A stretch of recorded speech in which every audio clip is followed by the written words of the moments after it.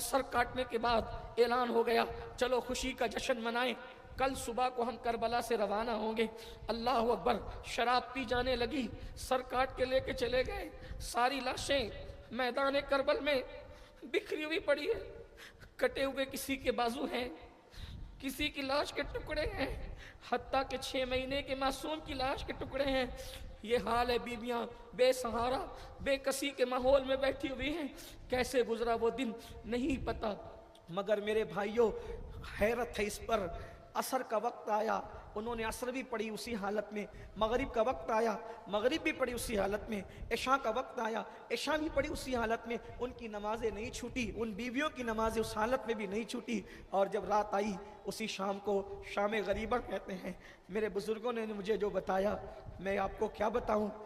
جو کربلا ہمیں بتائی گئی ہے وہ تو بیان سے باہر ہے، جو لکھا ہے لکھنے والوں نے وہ بھی بیان سے باہر ہے۔ بس مختصر کرتے ہوئے اور گفتگو کو اینڈ کرتے ہوئے بیان کروں، اللہ اکبر، جب رات کا سناٹا تھا، فرات کی موجوں کی آواز اٹھتی تھی، درندوں کے چنگاڑنے کی آواز، ہائے ہائے، جن پہ نماز میں درود پڑھا جاتا ہے، اللہم صلی علی محمد وآل محمد، جن پہ درود پڑھا جاتا ہے نماز میں، آج وہ آسمان کے نیچے، کھلے آسمان کے نیچے بن چادروں کے بے سر و سامانی کے عالم میں تھی، بچے بے ہوش ہو رہے تھے، یہ کیفیت تھی۔ پتہ نہیں وہ رات کیسے گزری، بڑی طویل داستان ہے، میں اس سے اب صرف نظر کرتے ہوئے رات جیسے گزری، صبح آئی تو صبح کے وقت یہ ہوا کہ سب کے ہاتھ کس دیے گئے، نرم نازک ہاتھوں میں ہتکڑیاں ڈال دی، ہاتھوں کو رسیوں سے باندھ دیے، امام زین العابدین کے گلے میں تونک ڈال دیا۔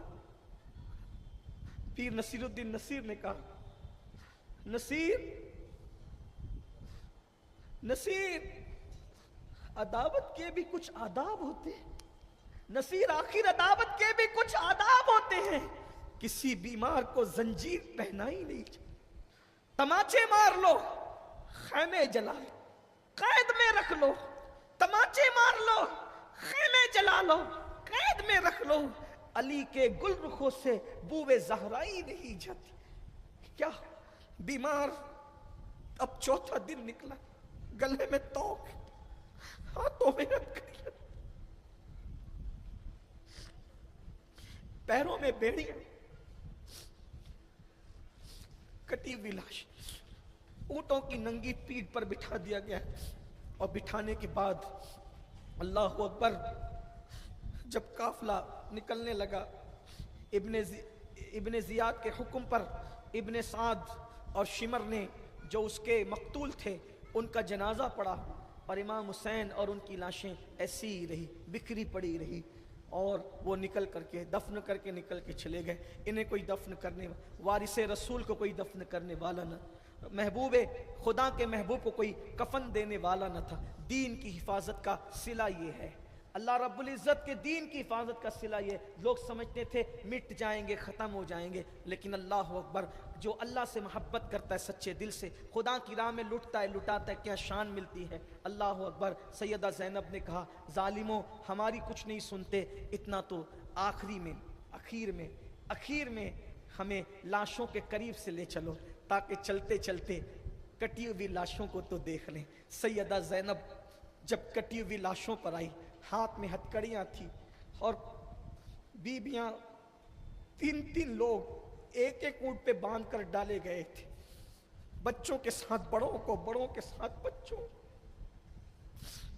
ظالموں نے یہ اس لیے کیا تھا تاکہ بچے اگر جھکیں تو بڑوں کو تکلیف، بڑے اٹھے تو بچوں کو تکلیف۔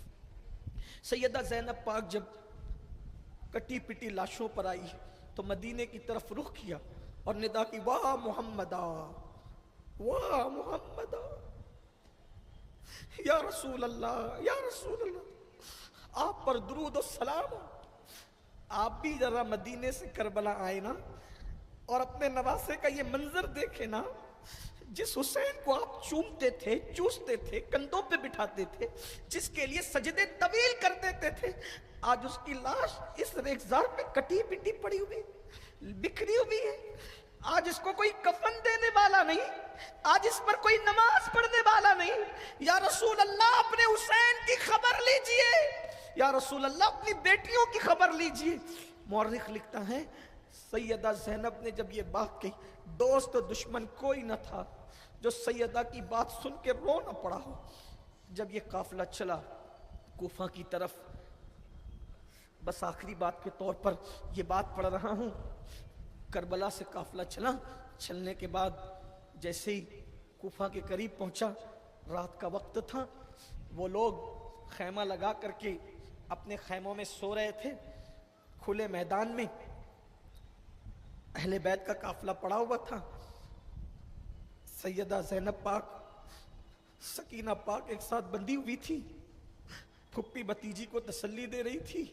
سکینہ پوچھتی تھی، پھپھی اماں کیا یہ رسیوں کے جو ہاتھ سے رسیاں بندھی ہے اب یہ کبھی نہیں کھلے گی؟ اس طرح کی باتیں ہو رہی تھی۔ ایسے میں اچانک کوئی آنے والا آیا اندھیرے میں اور آ کر کے سلام کیا، اور سلام کر کے کہا، اس کو علامہ ارشد القادری علیہ نامہ نے لکھا ہے دوسرے الفاظ میں اپنے دوسرے الفاظ میں اس کو دوسری کتابوں کا بھی مضمون ملا کر کے بیان کر رہا ہوں کہ ایک اچانک سلام کی آواز آتی ہے، آل رسول کو سلام ہو۔ بی بی سیدہ زینب پاک جواب دیتی ہے، تمہیں کیسے پتا کہ یہ آل رسول کا قافلہ ہے؟ تو آنے والی خاتون کہتی ہے، بی بی میں تو آپ کو نہیں جانتی، لیکن میں سیدہ فاطمہ کی کنیز رہ چکی ہوں، اور میں نے فاطمۃ الزہرا کے گھر میں خدمت انجام دی ہے۔ جب سیدہ دنیا سے رخصت ہونے لگی یا میں مدینے سے رخصت ہونے لگی تو اس وقت سیدہ نے کہا تھا کہ سن 60 ہجری کے بعد فلاں فلاں مقام پر ایک قافلہ آ کے رکے گا، اگر تو میری خدمت کرنا چاہتی ہے تو اس قافلے کی خدمت کرنا، کیونکہ اس قافلے میں جو قیدی ہوں گے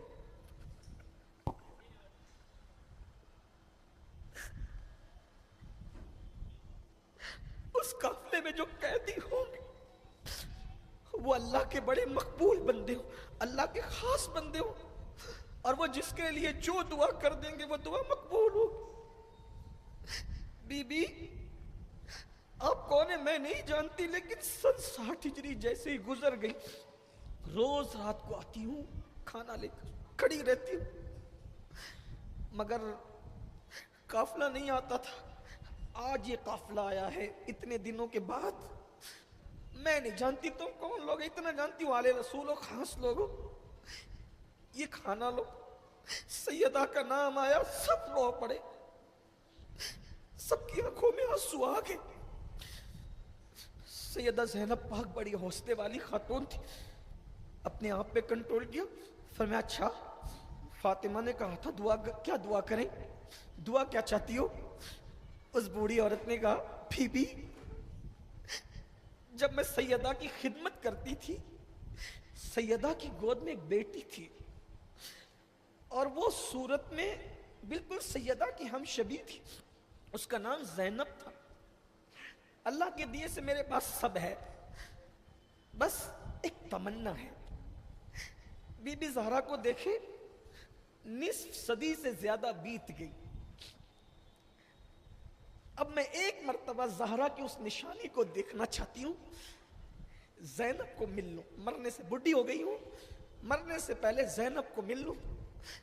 اور ایک شہزادہ تھا جس کو میں نے اپنی گود میں کھلایا تھا، بڑا خوبصورت تھا وہ شہزادہ، اس کا نام حسین تھا، ایک بار حسین کو دیکھ لو، یہ کھا لو اور دعا کر دو، ایک بار میرا حسین مجھے دکھ جائے، اور ایک بار شہزادی زینب جو ثانی زہرا تھی اس کی زیارت ہو جائے، بس میری مراد پوری ہو جائے۔ تب سیدہ زینب نے کہا، ہماری دعا سے پہلے تیری مراد پوری ہو گئی، یہ جو تو ہاتھوں میں زنجیر اور پیروں میں بیڑیاں دیکھ رہی ہے نا، یہ کوئی اور نہیں ہے، جس ثانی زہرا زینب کو دیکھنا چاہتی وہی زینب ہے، اور وہ جو کٹا ہوا سر نیزے پہ گڑا ہوا ہے وہی حسین کا سر۔ اس نے چیخ ماری اور چیخ مار کر گر پڑی، اور جب گر پڑی تو کربلا کے شہیدوں میں ایک شہید کا اضافہ اور ہو گیا۔ آگے کیا ہوا اب وقت میں گنجائش نہیں، ٹائم ہمارا ختم ہو گیا۔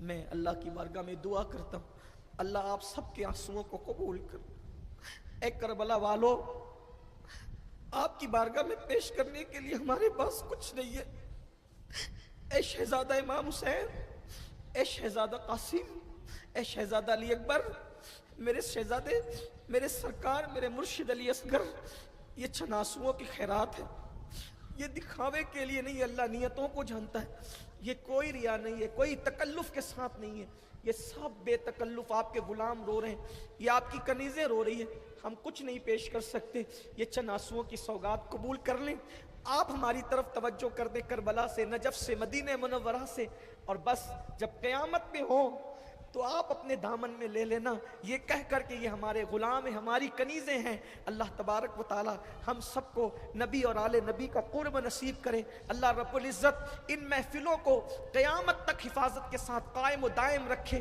ان محفلوں کی رونقوں کو قائم رکھے۔ اٹھے نہیں، بیٹھے، ابھی دعا ہو۔ ان محفلوں کی رونقوں کو قائم رکھے، ان محفلوں کی برکتوں کو قائم رکھے، محفل سجانے والوں کے حوصلوں کو قائم رکھیں۔ خوب ذکر اہل بیت کیجئے، عظمت صحابہ کے ساتھ پیغام دیجئے، کربلا کے پیغام کو سمجھیے۔ کربلا کا پیغام ہے نشہ نہیں کرنا، کربلا کا پیغام ہے نمازوں کی پابندی کرنا، کربلا کا پیغام ہے گھر والوں کے ساتھ اچھا سلوک کرنا، کربلا کا پیغام ہے دین کی حفاظت کے لیے بڑی سے بڑی قربانی دینا۔ سنی دعوت اسلامی آپ کے اپنے شہر میں ماشاءاللہ تقریباً 28-29 سال سے کام کر رہی ہے۔ سنی دعوت اسلامی سے جڑیے، سنی دعوت اسلامی کے قریب آئیے، سنی دعوت اسلامی کو مضبوط کیجئے، اس تحریک کو اس برانچز اپنے علاقوں میں، اپنے محلوں میں قائم کیجئے، اور سنی دعوت اسلامی کو استحکام بخشیے۔ انشاءاللہ کل صبح 9 بجے 2 روز کے لیے قافلہ جا رہا ہے۔ آپ سے میری گزارش ہے، خرافات میں وقت لگانے کی بجائے ہمارے مبلغین سے آپ ملیے، اور 2 روز کربلا والوں کے نام پر آپ قافلے میں سفر کیجئے، دین سیکھیے۔ اللہ تعالیٰ دین کی توفیق دے۔ اور بس میری آخری گزارش یہ ہے، میرے نوجوانوں، علی اکبر نے شہادت کا جام نوش کیا، علی اصغر نے شہادت کا جام نوش کیا، کربلا والوں نے، امام حسین نے شہادت کا جام نوش کیا۔ میرے بھائیوں، دین پر عمل کرو، نماز کی پابندی کرو، چہروں پہ داڑیاں سجاؤ، راتوں کو آوارگی مت کرو، عیاشی مت کرو، گناہ مت کرو، جرائم مت کرو، برائیاں مت کرو، کسی کے لیے برا سوچو مت، کسی کے لیے برا کرو مت۔ اللہ تعالیٰ ہمیں کربلا والوں کے نقش قدم پر چلنے کی توفیق عطا فرمائے۔ سارے بیانات میں جو باتیں اچھی تھی وہ اللہ کی جانب سے تھی، اگر کوئی مجھ سے غلطی ہوئی میرے نفس کی شرارت ہے، جس پہ میں اللہ کی بارگاہ میں توبہ کرتا ہوں۔ استغفر اللہ رب